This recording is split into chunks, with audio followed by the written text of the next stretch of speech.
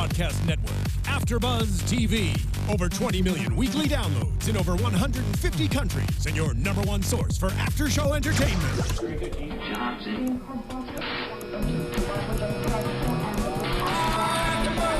AfterBuzz TV, the destination for TV superfans. Producing after shows for over 300 of your favorite TV shows, interviewing celebrities and showrunners, and bringing you behind-the-scenes exclusives. All thanks to E! Entertainment's Maria Menounos, producer Kevin Undergaro, and internet leader Akamai. Now, let the buzz begin!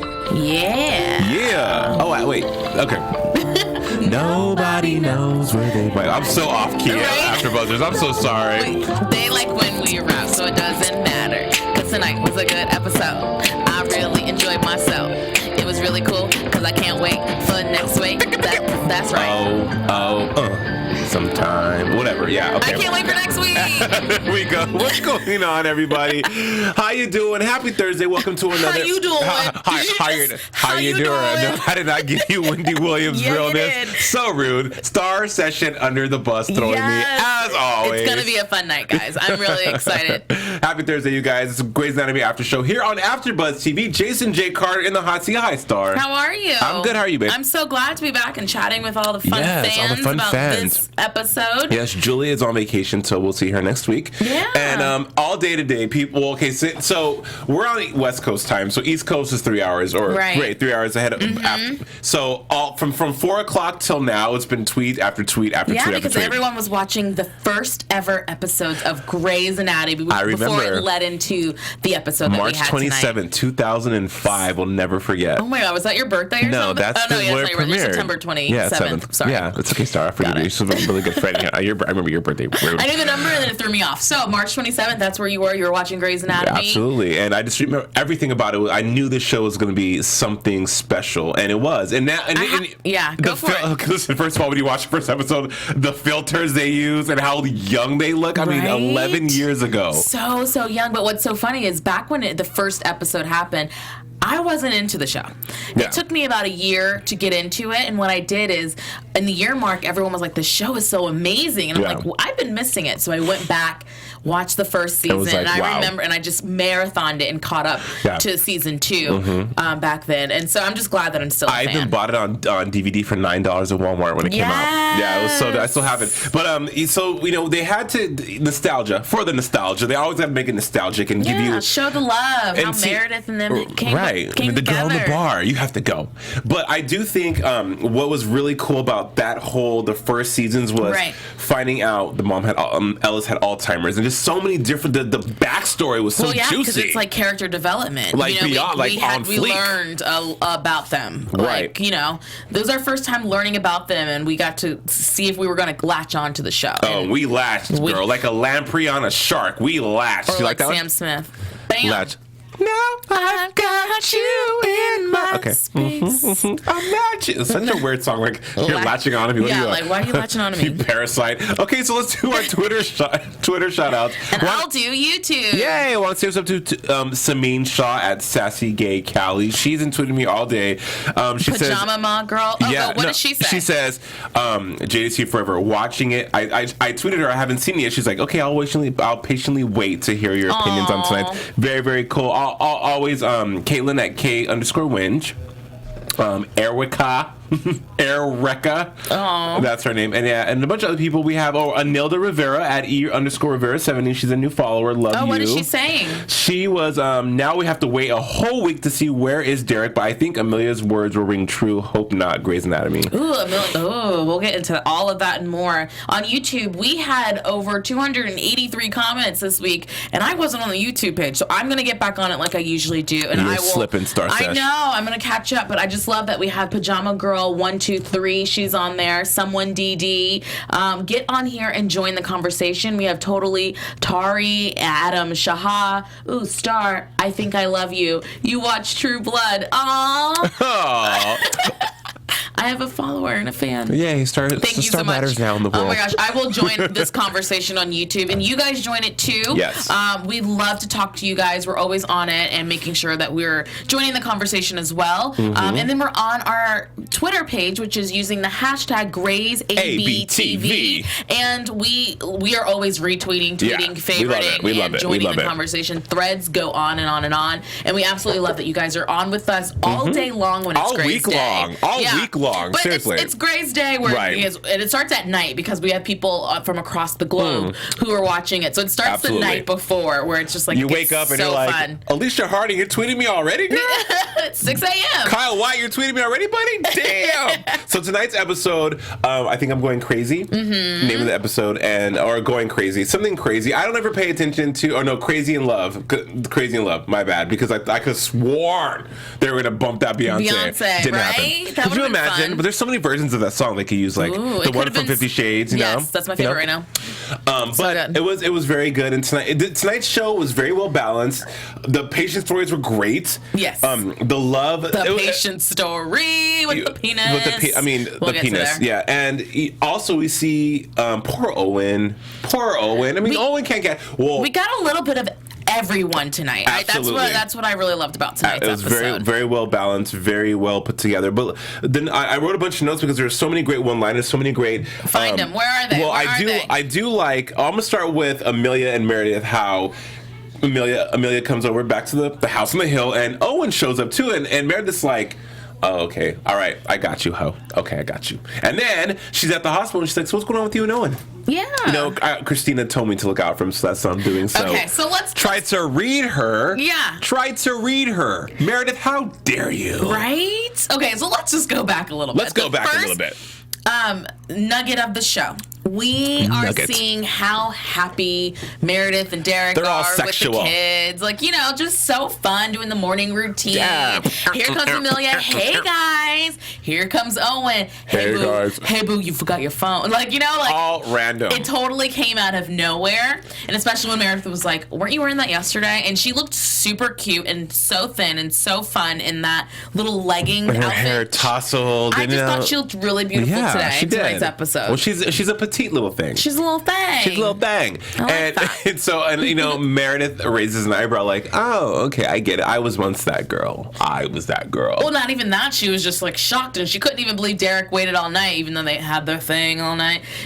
Didn't tell his wife, right? But there's no time. Well, that's not her business. That's really not Meredith's business. There's no time to be telling people's business when you're getting your nookie on with your man who you'd only see on weekends. Nookie with the man only on the weekends. I feel like Derek's becoming the side piece now. It's are we married? We might be married anyways, because he's never around. They're kind of in that boo status. Right. They kind of took a step back from married, being on top of each other, to I'll see you on the weekend. Literally on top of each other. Right? Yeah.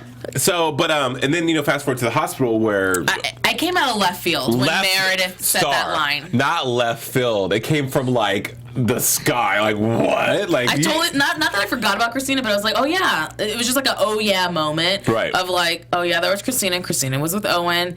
Oh yeah, she would be watching her man. But I totally thought she was gonna say something more on the lines of oh, it's so cute. Right. Congratulations, absolutely. sister-in-law. No. But I totally forgot. But here's the thing, Starr. Here's the thing, and AfterBuzz, I'm sure you probably think this too. Christina's so last season. And so across the pond. Yeah. And that's I'm looking at. She left Owen. She told Owen, bye, dude. Peace, deuces. We ain't working out. We split. You know what I mean? Your sister-in-law. First of all, if it starts going left, that's when you say, you better, that's when you should have said the Cristina line. You know what I mean? But it didn't the relationship is going fine, and she just found out about it 30 seconds ago. That's not the first thing that comes out of your mouth is, you better watch your back. Or she's on probation or something. Yeah, so it's we're watching. I'm watching you. They exit out of the room. We are watching out of the room. Well, it's poor Amelia. She, she was cracked out. Boyfriend died. She's gone through a lot, ladies and gentlemen. She's gone. And then, last she was Superman for an episode. It's just can't the girl catch a break? You know what? Justice for Amelia. Hashtag justice for Amelia. Get it trending right now. Oh my God, that's a good one. Serious, because poor girl. She's I'm on her side. She's. You love her so much. I love her so much. I'm choking. I said Look, she. It's okay.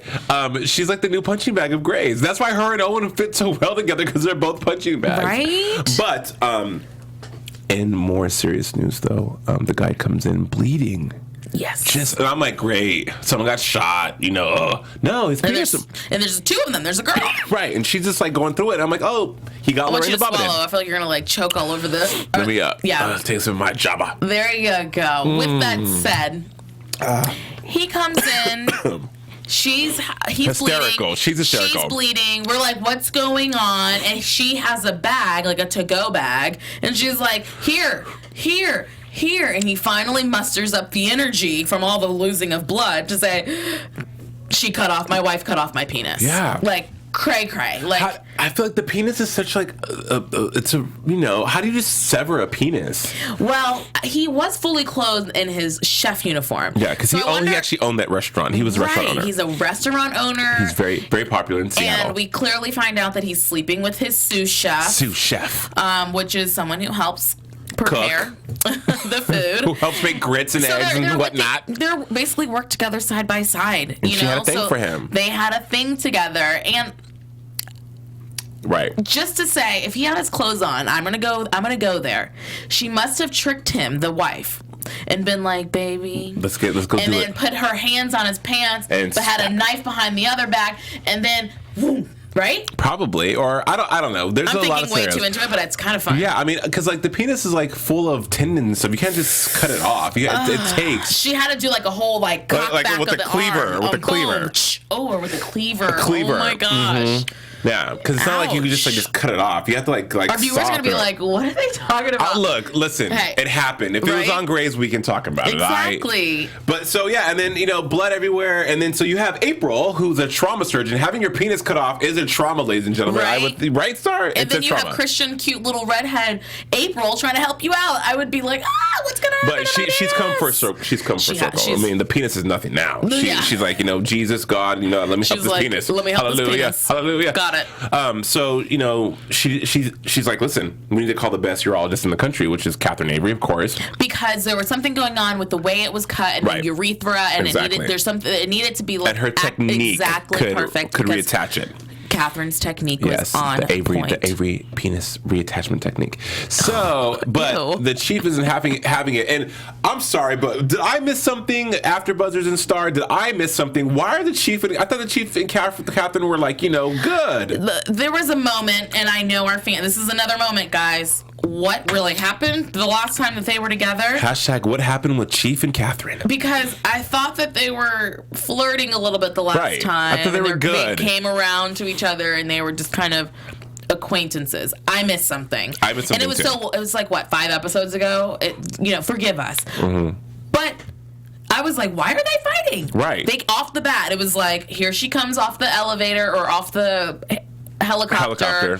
I don't know when they met in the hospital, but when they bumped into each other, it was kind of like, it's you again. Really? Really. And then it was just really interesting. Right. I don't know. Right, absolutely. So we never really found out what they were fighting about. Maybe we will, but do we care? No. I don't know. I'm sorry. I think the chief and Catherine. It turned out. You know what it started to sound like? A Viagra commercial. When he was like, you men in your man. When she was like, you men in your manhood. And then I felt like thinking like, hey, if you have an erection for more than 4 hours, seek medical attention, chief. It was just so stupid. But yeah. So I liked them together. I mean, she got off the airplane. She had her natural hair. There was no weave or wig flowing with that helicopter. I'm sure that was strategically thought about. She's like, listen, I'm going on that trail. No, yeah, that's her new look. I like it. She's no more romantic hair for her. That's fine. Anyways, long story short, she gets into the surgery with the penis chopped guy. # save the penis. Yeah. And she got to work with, what's her name? Edwards. Yes. And Edwards, this whole episode was trying to figure out her specialty. It brought me back to when Meredith and them were looking for their specialty. But I just remember the upper staff Bailey and them fighting for who's going to be on whose staff, like who's general. We're not getting that much with these interns, or no, they're not interns anymore, but with this crew of people. But it was kind of cute that she was looking to find her specialty. They had to throw in a very kind of a realistic, right? With okay, first of all, Erica Alexander made it. So I don't know if you guys are too young, but we'll go there. Okay, fine. Do you want me to go there? No, not yet. Okay. Starr says I'll go there. Continue. We are talking about Edward's finding her specialty. Edward finding specialty. There was a moment with her and Chief was basically laying it on the line, like, you'll know when you know. Right. Like, there'll be that moment when you know which specialty you should be in. She had this great day where Catherine came in and was complimenting her. Called her above average, which is like, and she says, that's like the pinnacle, the zenith of a compliment you're ever going to get from me. And shoot, she's like the top, she's the name of the hospital. Right. Like, it's pretty awesome to get that compliment. Right. And Edwards was on a high from it. Yeah. She did a great job. She did her sutras, all that fun stuff. Sutras? You mean sutures? Sutures. You said sutras. I like it. Okay, the Karma Sutra. So stupid. Hashtag Karma Sutra. With that said, she ended up not going with that as a specialty, which was pretty interesting. Well, Catherine also said that this field is has like 50% women that do it. So I mean, for her to be an outstanding and amazing urologist would always speak volumes to her, and she could be a trailblazer. And I thought that too, because I've always been like, why is Catherine? Okay, first of all, a woman. We have to let's just put it out there. Yeah, like daily. Or like, why does a man become a urologist? Or it's just like, it's such a someone's got to do it. Right, but it's like such a, like, okay, like you go to a medical school thing, today I want to focus on the male anatomy. No, it was that moment where you know it. You're like, I want to handle penises all day. No. Or male sexual health. Maybe people go into that, but no. I just feel like they found their calling, or that was the only thing left to do. They're like, listen, fine. Yeah, well, you'll finally get a job in that because not many people want to do it. Oh, Cristina at Dallas91 says she feels that Mare was projecting her feelings about Derek cheating onto Owilia. That's how she feels about Derek. Ooh, good one. I saw that. Good people one. Are laughing about the sutra. Also, Jack. Brianna Gurley at Bria Page Gurley says, it's been forever since I've gone to watch Grey's ABC AfterBuzz TV. Thank you so much for watching. Hashtag Grey's ABTV. We love you too. I feel like having Catherine, they have to give Chief something to do, because he's again just he's like running around giving wisdom. He's like the homeowners association. They just show up out of nowhere, and you're like, what are you doing here? Like, shouldn't you be like concrete somewhere, or like charging someone else homeowner dues? We hate you. Yeah. But the Chief just shows up magically, so they have to give him a purpose. Catherine was his purpose for this episode. Yeah.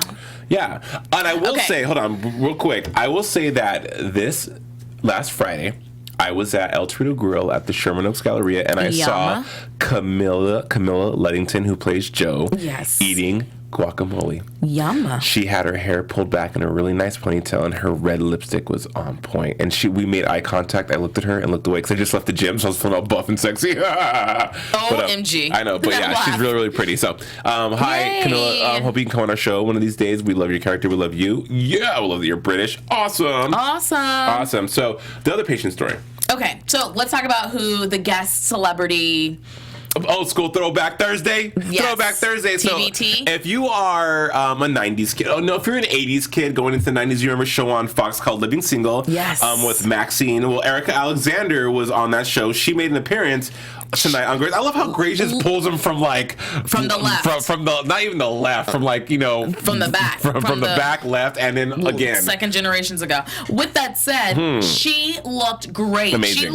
And they even did the side ponytail, which I felt like it younged her down. Right, well, black don't crack. Yeah, she looked like she could have been like a 20-year-old mom. Right. But I'm a young mom. I'm a cool mom. I'm a young mom. I'm a cool mom. So this was another patient story. Yeah, she was the mother of a teenager. Phenom. Who was a phenomenal golfer. Okay. Are we doing this? Yes. Say what I want to say before. Absolutely. We're so I love you, Starr. We're so work husband. Boom.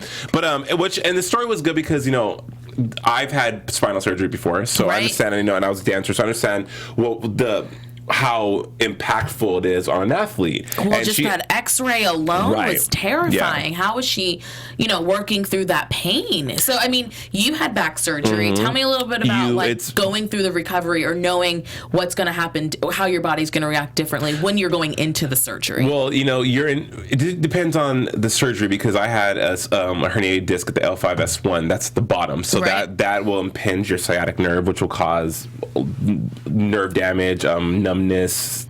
Yeah, it's really bad. So after a while, your brain gets used to it. But when you have the surgery is a trauma in itself, right? Right, of course. So when you have the surgery, healing is the longest part, and it takes a long time to heal from that, especially if you're athletic. So you're not used.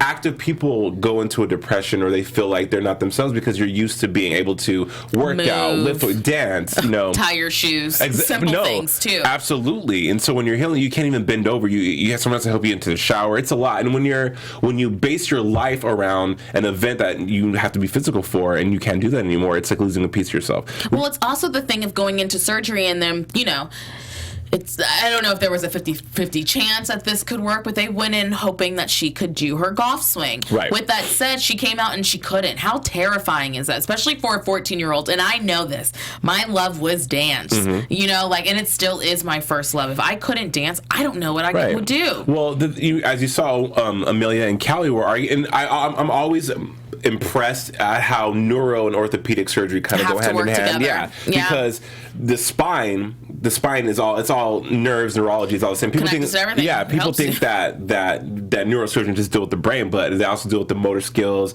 your spinal cord, spine in general. So it was, they were going back and forth over which course of action do we take? Right. Do we go this way? Do we go that way? And I love seeing that they're so passionate, because their egos came into the mix, but only because they wanted to do the best work for their patient. Right, but it was also that Callie wanted to do the best work for the patient, but didn't care about the long term, her being able to do what she loved. Right. But then on the other side, Amelia's main focus was to do a surgery that'll help her get back on her feet and be able to do what she loved. In the end, she was unsuccessul, which was really interesting because I didn't see that turn happening. And they didn't set it up, though, because you saw the argument. You saw her you saw the argument, and then the surgery happened. Then the show went to someplace else, and then you came back, and all of a sudden she's like, "Oh, it's not going to work. She's not going to be able to do." So her you didn't golf get swing. you didn't get a proper development, and then you had the mom telling, I'm a horrible mother because I hired these two crappy doctors that now took away my daughter's future.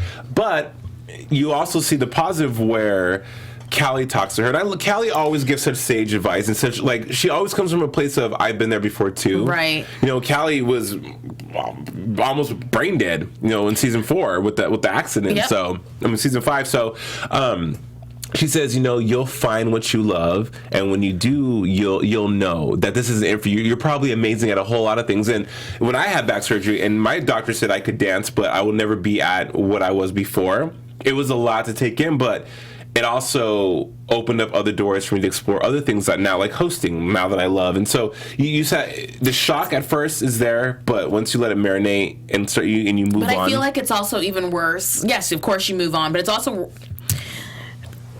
being limited on what you could be able to do versus not being able to do it at all is what felt like they were presenting to this little girl. Absolutely. Is way different, I would have to say. I just 14. feel like at 14, at 35, at any age, I feel like mentally you will always think about it. Even though you're going to do something else that you love/like, it'll never be number one. Right. Does that make sense? Absolutely. I don't know. It was a really interesting storyline. It had really great depth in it. And everyone it wasn't surface. Yeah, and everyone can pull from it. Absolutely. Yeah, I really thought it was a great story. And her beautiful eyes. Yeah. I just think she was a beautiful actress. Great cast. Grace has been casting pretty well this season. So that was great. And then we also, after with the outcome of that, we see Amelia really, she circles back around into that whole self-deprecation. I'm not good enough. I'm just trying to get my life back together. Yeah, I identify with. It was a moment when it was more than a moment when the girls were trying to figure out what line of surgery they were going to do for this patient. Sure. And that is when Owen stepped in and wanted to be the mediator. But I knew right then and there, Right. And then he picked her side. I'm like, of course. Is that favoritism or is it the right choice? Right. And that's what Amelia wanted to know. And he never really answered that, but she kind of also never gave him a chance to answer. Exactly. What do you think it was? Do you think it was favoritism or the right choice? Well, or what he thought was the right choice. Owen has been bad at that. Excuse me. And I want to hear what you guys have to say on Grey's ABTV using the hashtag. Yes. We want to know right now. Owen has... If you reference previous episodes, Owen's kind of always tried to be the sounding board. He's always trying to be the voice of reason. It doesn't really work well for him. I think he should just zip it. But I do think that he was coming from a place of 50-50. This is the problem. You're saying he's never the good voice of reason? No, never. Because he can't even get his own life together. Owen is the fledgling... Owen, I'm sorry, guys. Owen is the fledgling character this season. His character is so, like... It's turning into the other chiefs. Right. You know, it's turning into just, like, running around doing a bunch of nothing. Okay, it's Owen. He's cute. But he's made some tough decisions this season, and I feel like some of them have been sound. So we can't just throw it all away. Yeah, but I feel like tonight, though, he might have been 50-50. Favoritism and him also being trying to be level-headed about it. But in the end, Amelia read him the house down. She read him for Phil, saying, like, you know, you're an idiot. You ruined this. It's your fault. We should never mix. She made great points. She did. And I feel like where she was coming from was, when the moment he chimed in on the conversation, that was the first thing I thought. Is this genuine or is this favoritism? Right. And with that said, I think it's a little bit of both. Yeah. The 50-50. I agree. 100%. You know? Full on. And then, yeah.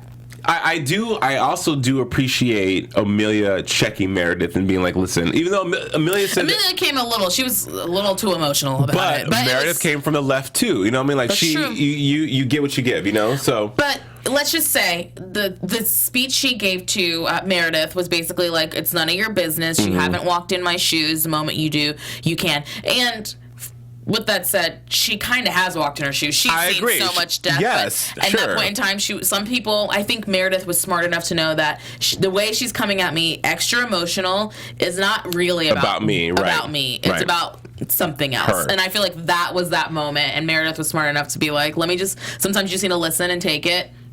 And then that person can marinate on it, and you can go from there on another note. Because that's why Meredith was just like, okay. All right. She's like, okay. Whatever, girl. She's like, keep it moving. Keep it moving, sister.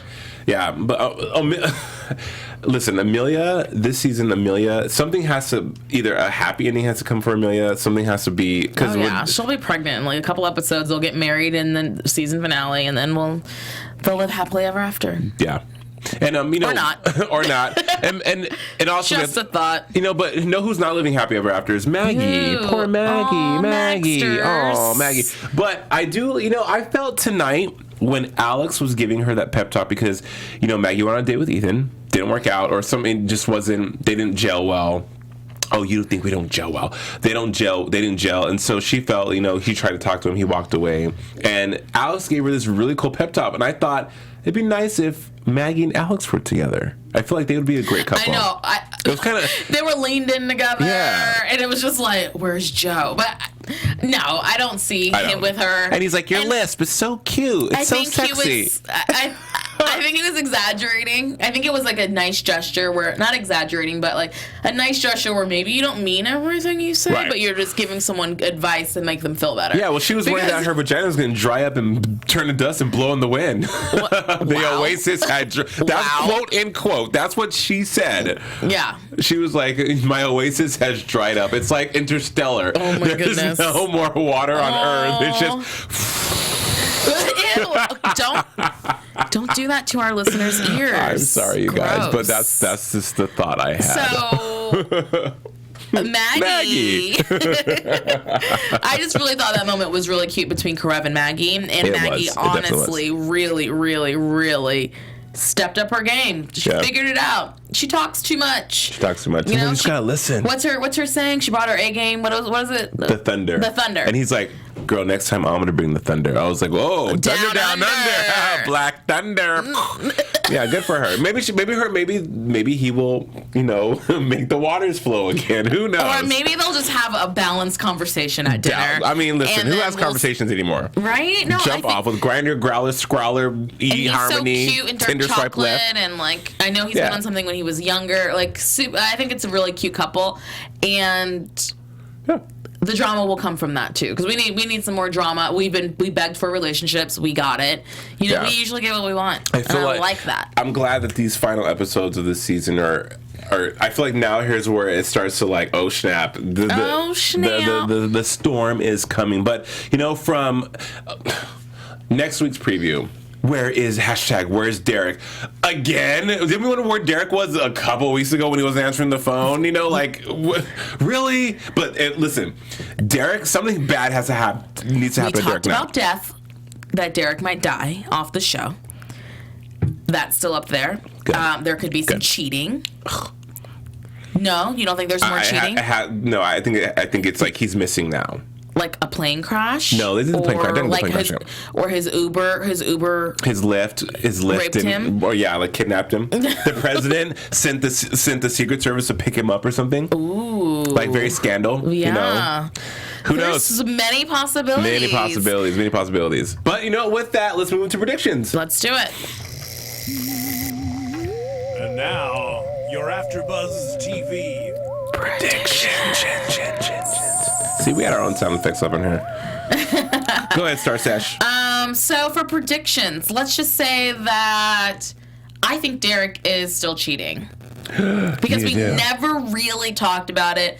It was a whack ordeal to think that he was, I don't know, the flashbacks. Remember we were going back and forth? They breezed over it. They breezed over it. Right. So I'm going to go back to the fact that he's still cheating. Ooh. No? Ooh. I mean... know. Hey, listen, I can support that. I feel like the theme of where is Derek, the hashtag that we're going to be using next week, I feel like it's going to be a fun theme to go through next week, because she's going to be, do I need to put out a missing persons report? An APB? Do I need to get all crazy? Bailey's like, you're allowed to be scared, at 5 o'clock. You're allowed to be scared. Yeah, cray-cray. I'd be scared, though. If Munchkin was missing, when I text him, and I don't hear from him for at least an hour, I get worried something happened. Yeah. Or when you love someone, you're always worried about them, and you're always. Well, it's not even that. It's the fact of the White House calling you he never showed up to his meeting, and you know that he's a prompt person, right? And then your mind can just spin from there and just go from in a million places where is my husband? You know, but who knows? I don't know.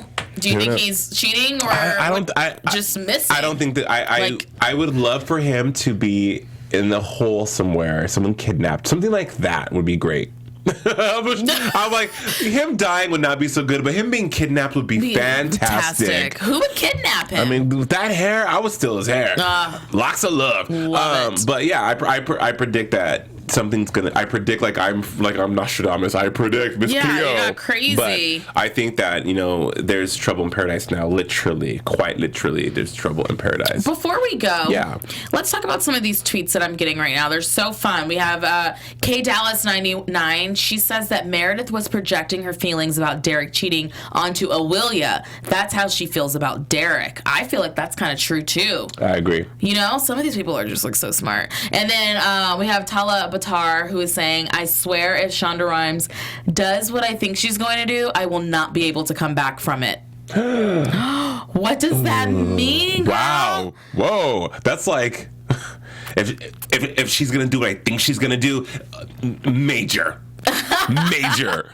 So we have TSG Podcasts is saying that hashtag Grey's ABT TV should start a drinking game. Every time we said penis in the episode, people should have drank. That would have been a fun game to start at the beginning of the episode, because now people have to rewind and start drinking. I would have been drunk. That would have been so much fun. I'd have been drunk. I'm a lightweight, so penis, I'm drunk. Oh my goodness. But we have Savannah with a lot of numbers who is saying this episode felt like everything was everywhere. Felt not really put together. I don't know. I disagree with that. Yeah, me too. I think it was one of the more put together episodes. We got to see a little bit of everybody. Joe was in the episode making fun of Edwards. I feel like there was a little bit of everyone. Even Bailey's husband was in it more than Bailey. Yeah. I felt like it was. And the music, we saw Smile Time by Mikiko, which was a great song, which was a great song to put in a really weird place at the end of the show when they're talking about I don't know. I feel like people always argue with me at this online and on YouTube, but the music. Who doesn't love to argue with you? I know, it's so much fun. The music is what really set Grey's apart from any of the shows, because the way it was just, there was this synergy, this relationship, this perfect like partnership of music, and then the scene and the writing and the characters that just made it all come together like this one yummy and delicious, dish. And now I feel like the music is taking a backseat. Like, we've been saying this for weeks. And tonight, I completely agree with you, because it's no fun when it's the last two songs of the episode, which is their formula, which is what they've been doing for seasons on seasons. Right. But I don't know. I just want more, since music is like a part of my life. Right. I just want more to help tell the story. I have two more predictions from our fans that I have to say. Go for it. Dramath 104 says that Amelia will die of a drug overdose at the end of the season. Mm-hmm. Interesting. And then A Drop of Magic says that I think Derek's girl thing, whatever she is, went cray-cray and tried to kill him / kidnapped him. Whoa. That would be bomb. That's kind of what you wanted. That'd be on fleek. On fleek. Right? Okay. All right. So I think Lizzie, or at Drop of Magic, won the prediction of the week. Yes. Prediction of the week goes out to her. All right, you guys. Well, Starr. Great episode. Yeah, let's go 1 to 10. It was good. I was 7.